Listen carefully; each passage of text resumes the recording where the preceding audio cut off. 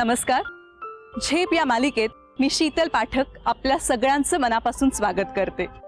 झेपचा आजचा भाग आणि पुढील आठवड्याचा भाग असे दोन भाग आपलं दैनंदिन जीवन आणि जीवनशैलीशी सहजपणे जोडला जाणारा तंत्रज्ञानाबद्दल भाष्य करणारे आहेत. या अत्याधुनिक तंत्रज्ञानाचा समावेश असणारे मोबाईल, संगणक, इंटरनेट ह्या फक्त लक्झरी राहिल्या नसून तर त्या अत्यावश्यक गोष्टी झाल्यात.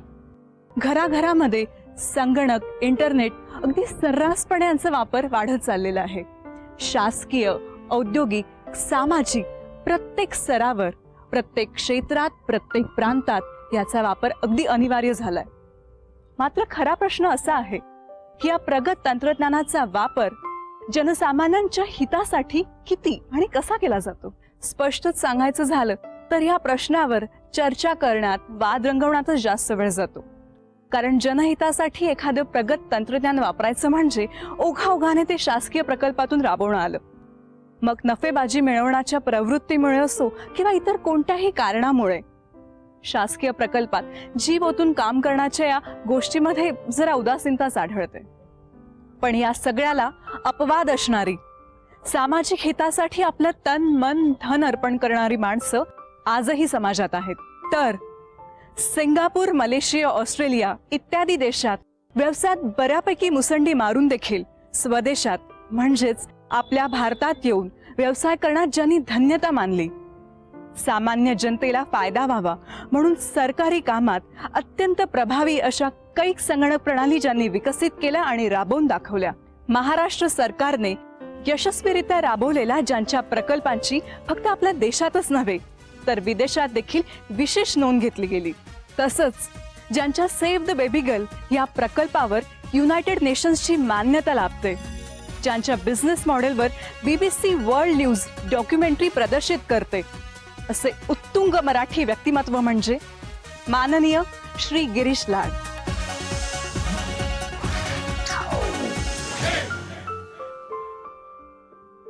नमस्कार गिरीशजी, झेपमध्ये आपलं मनापासून स्वागत आहे. नमस्कार.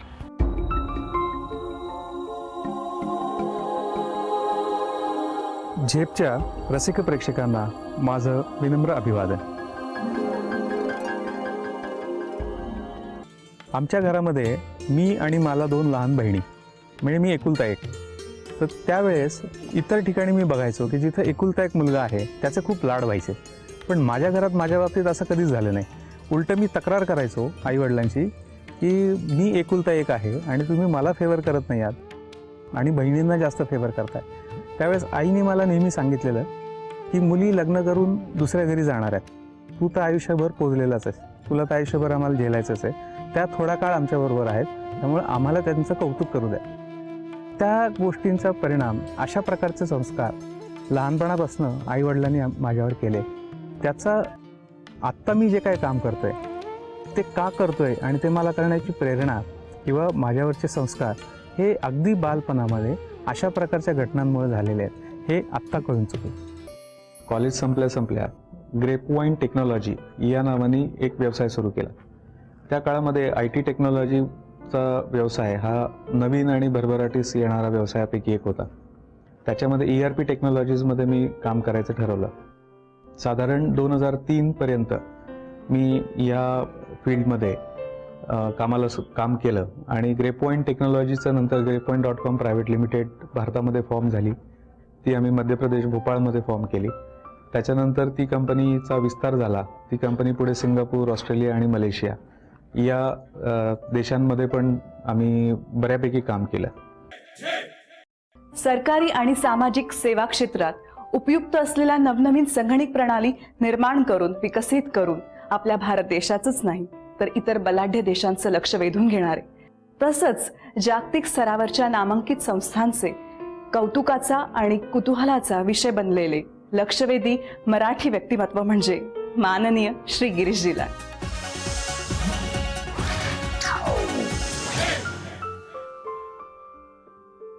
आपण गिरीशजींच्या जीवन प्रवासाचा पूर्वार्ध मागच्या आठवड्यात पाहिलाच आहे.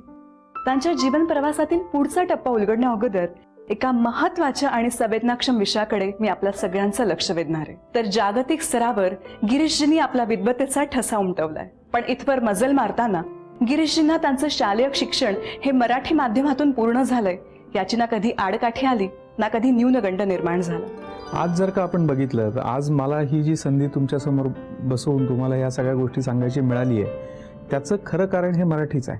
कारण सध्या मी जे काही काम करतोय, सध्या मी जे काही ई गव्हर्नन्समध्ये कामं केली, आम्ही जी काही आता रिसेंटली जी काही गव्हर्नमेंटसाठी सॉफ्टवेअर्स तयार केली, ही सगळी सॉफ्टवेअर्स मराठीमध्ये आहेत। मराठीचा महत्त्वाचा मुद्दा किंवा भाषा याविषयी जर का एक स्पष्टपणे बोलायचं झालं तर जी इंग्लिश व्यतिरिक्त भाषा बोलणारी देश आहेत आणि जे आज प्रगतीपथावर आहेत, मग त्याच्यामध्ये चायना असेल, जर्मनी असेल, यांनी इंग्रजीचा आत्मसात केला म्हणून ते पुढे गेले असा समज साफ खोटा आहे। चायनामध्ये आजही सगळं काम चायनीज लँग्वेजमध्येच होतं, जर्मनीमध्ये आज सगळं काम जर्मनीमध्येच होतं। फक्त हा आपल्याकडेच मला दुर्दैवाने अट्टहास दिसतो की आम्हाला इंग्रजीच यायला पाहिजे आणि इंग्रजी आलो तरच आम्ही पुढे जाऊ शकतो किंवा इंग्रजी आलं तरच मी हुशार। तर ह्या गैरसमज दूर करणं फार गरजेचं आहे। जर का मी पण ह्याच गोष्टी केल्या असत्या तर मला आज तुमच्यासमोर बसवून ह्या सगळ्या गोष्टी बोलता आल्या नसत्या। परदेशात कामाचा पुरेसा अनुभव घेतल्यानंतर गिरीशजी आपल्या मायदेशी भारतात परत आले। अर्थात आता त्यांना भारतात राहूनच व्यवसाय करायचा होता, पण गरजेनुसार संगणक प्रणाली निर्माण करण्याकरता शासकीय आणि सार्वजनिक यंत्रणेकडे वळणं ही खरी कौतुकास्पद गोष्ट आहे। कारण अनेक नियम आणि अटी यांमुळे सार्वजनिक आणि शासकीय यंत्रणेतली कामं हाताळणं ही सोपी गोष्ट नाहीये। त्यासाठी एका वेगळ्या टेम्परामेंटची आवश्यकता असते आणि मुळात तो नसला तर आत्मसात करावा लागतो। गिरीशजींची ही वाटचाल हा त्यांच्या जीवन प्रवासातील एक अतिशय महत्त्वाचा टप्पा आहे, कारण खऱ्या अर्थाने त्यांच्या यशोगाथेची नांदी सुरू झाली ते इथूनच। अचानक एकदा पेपरमध्ये ई गव्हर्नन्सच्या संदर्भात बातमी वाचली। मग म्हटलं हा विषय आपल्या स्किल्स, आपल्या एक्सपर्टीज आणि आपल्या अनुभवाशी संबंधित आहे।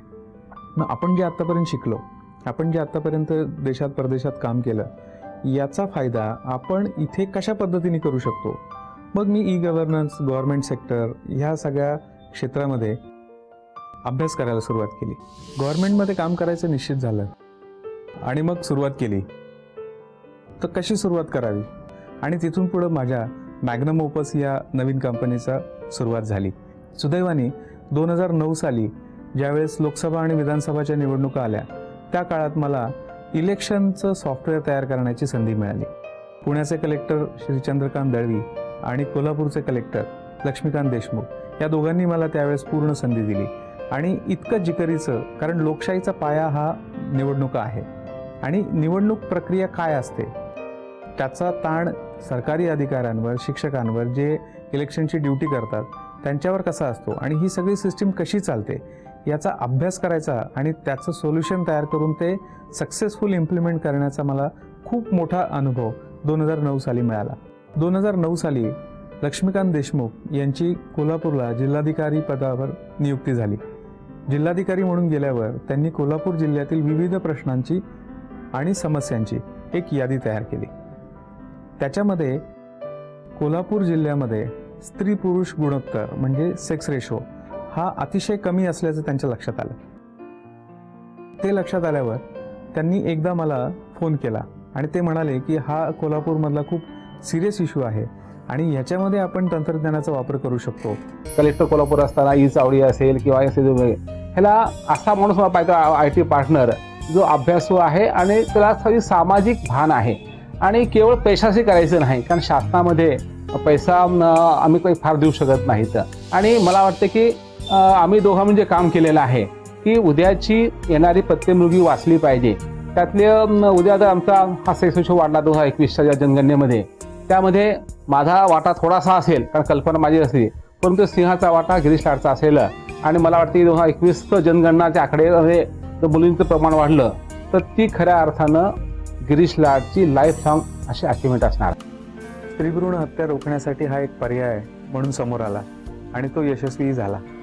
परंतु हा एकमेव पर्याय असू शकत नाही, कारण जसं PCPNDT ॲक्टच्या अंमलबजावणीसाठीची यंत्रणा असली पाहिजे तसंच मानसिकता बदलणं हेही तितकंच किंबहुना त्याच्यापेक्षा जास्त महत्त्वाचं आहे। कारण हा साधा सरळ डिमांड आणि सप्लायचा खेळ आहे। जोपर्यंत लोकांकडनं डिमांड होत राहील की आम्हाला मुलगाच पाहिजे, तोपर्यंत अशा प्रवृत्ती किंवा अशा प्रकारच्या घटना या घडतच राहणार।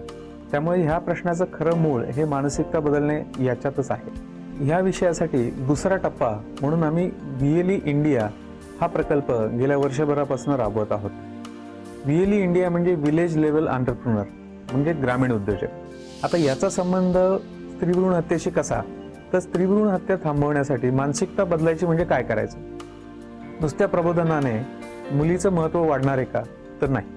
त्याच्यासाठी मला स्वतःला 2 गोष्टी महत्त्वाच्या वाटतात. एक तर मुलींना उच्च शिक्षणाचा अधिकार असला पाहिजे, जेणेकरून त्यांना फायनान्शियल इंडिपेंडन्स येईल. त्यामुळे जोपर्यंत चांगलं शिक्षण मिळत नाही आणि फायनान्शियल इंडिपेंडन्स येत नाही, तोपर्यंत खऱ्या अर्थाने महिला किंवा मुली या सक्षम होतील असं मला वाटत नाही. त्यामुळे ह्या 2 विषयाचा अजेंडा ठेवून आम्ही VLE इंडिया ही कन्सेप्ट सुरू केली. ही फक्त महिलांसाठी असं नाही, तर ग्रामीण भागात सुद्धा उद्योजक निर्माण व्हावेत, हा पण त्याच्या पाठीमागचा हेतू आहे. VLE इंडिया हे एक दुवा आहे मोठ्या कंपन्यांमधला आणि ग्रामीण उद्योजक मधला. त्यासाठी आम्ही ग्रामीण भागातल्या गरजा बघून त्यानुसार कंपनीज आयडेंटिफाय केल्या.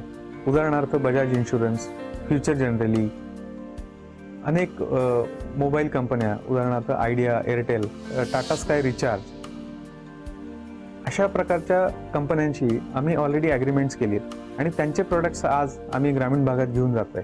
आजपर्यंत आमचे 400 VLE कार्यरत आहेत आणि आम्ही त्यांना नुसतं प्रॉडक्ट विकण्याचं ट्रेनिंग न देता त्यांना उद्योजक कसं बनवता येईल अशा प्रकारचं ट्रेनिंग देतो. गिरीश लाड आणि माझा ज्यावेळी प्रथम संपर्क आला आणि माझ्या भाषणांची ध्वनिफीत करण्याच्या संदर्भामध्ये केवळ माहिती म्हणून मी त्यांना विचारलं आणि माझ्याबरोबर ते त्या ऑडिओ स्टुडिओमध्ये आले आणि ते आल्यानंतर मला म्हणाले की मग दाभोलकर तुम्ही असं करा, तुमच्या सगळ्या भाषणांची ध्वनिफीत आपण काढू जेवढी असतील तेवढी आणि तुम्ही मॅग्नम ओपसलाच ते प्रकाशन करण्याची संधी द्या. मला असं वाटतं की त्यांच्या मनामध्ये एकूण समाजामध्ये वैज्ञानिक जाणीवा वाढावी याच्या स्वरूपाची जी अंतरीची ओढ आहे, जी एका अर्थाने सेव्ह द बेबी गर्लमध्ये आपण असं म्हणू प्रत्यक्ष कृतीच्या द्वारे व्यक्त झाली, ती अप्रत्यक्ष विचाराच्या पातळीवर माझ्या संदर्भात व्यक्त झाली आणि मला त्याचा आनंद आहे आणि अभिमानही. गिरीशजींनी आपल्या उद्योगात आजवर केलेल्या लक्षणीय कामगिरीची अनेक नामांकित संस्थांनी तसेच शासनाने दखल घेतली. अनेक पुरस्कार आणि मानसन्मानाचे गिरीशजी मानकरी ठरले.